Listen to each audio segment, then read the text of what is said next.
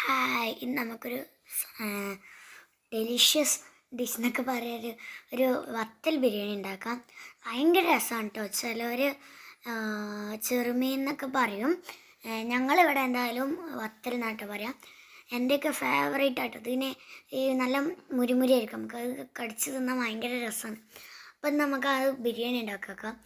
ഞങ്ങൾ ചോറ് വേവിച്ച് വെച്ചിരുന്നു, പിന്നെ വത്തലും പൊരിച്ച് വെച്ചിരുന്നു. ഉള്ളി വാട്ടുക, ഭയങ്കര സിമ്പിളാട്ടോ. ഉള്ളി വാട്ടുക, തക്കാളി ഇടുക, കറിവേപ്പില ഇടുക. പിന്നെ ഒന്ന് കുറച്ചുകൂടി ഇങ്ങനെ നല്ലവണ്ണം വഴറ്റി വരുമ്പോൾ നമുക്ക് ചതച്ച് ഇട്ട് കൊടുക്കാം. ഇഞ്ചി വെളുത്തുള്ളി പേസ്റ്റാണ് അത്. പിന്നെ മഞ്ഞൾപ്പൊടി, മല്ലിപ്പൊടി, പിന്നെ കുറച്ച് ഗരം മസാല കേട്ടോ. പിന്നെ ഞാൻ മുളക് പൊടി കുറച്ച് ഇട്ടിട്ടുണ്ടായിരുന്നുള്ളൂ, കാരണം മീനിലുണ്ടല്ലോ, അതുകൊണ്ട് കുറച്ച് വെച്ചുള്ളൂ.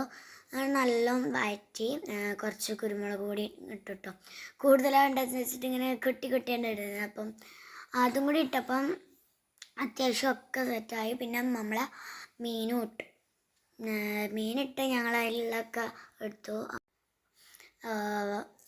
ഇനി ഇത് നല്ല ഫുള്ള് മിക്സാക്കി. ചപ്പാണ് ഇട്ട് കേട്ടോ. ചപ്പും പുതിനും മിക്സാണ് വേണ്ടത്. ഞങ്ങളുടെ പുതിന ഇല്ലേന്നു, അതുകൊണ്ട് ഞാൻ ചപ്പ് മാത്രം വെച്ച് അഡ്ജസ്റ്റ് ചെയ്തു. പിന്നെ കുറച്ച് തൈര് ഇട്ടു കേട്ടോ. പിന്നെ എന്താ ലെവലൊക്കെ ആക്കി കഴിയുമ്പോഴാണ് ആ സോസ് ടൊമാറ്റോ സോസ് പറഞ്ഞില്ല. ഞങ്ങൾക്ക് ഇഷ്ടമാണ്. നിങ്ങൾക്ക് ഇഷ്ടമില്ലെങ്കിൽ അത് എല്ലാവർക്കും ഇഷ്ടമായിരിക്കും, വേണമെങ്കിൽ പറഞ്ഞാൽ മതി, ഓപ്ഷനിലാണ്.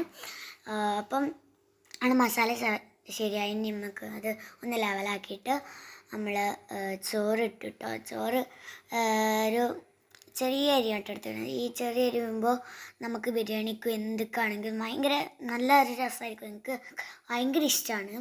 അപ്പോൾ കുറച്ച് നെയ്യും കൂടി ഇട്ടു.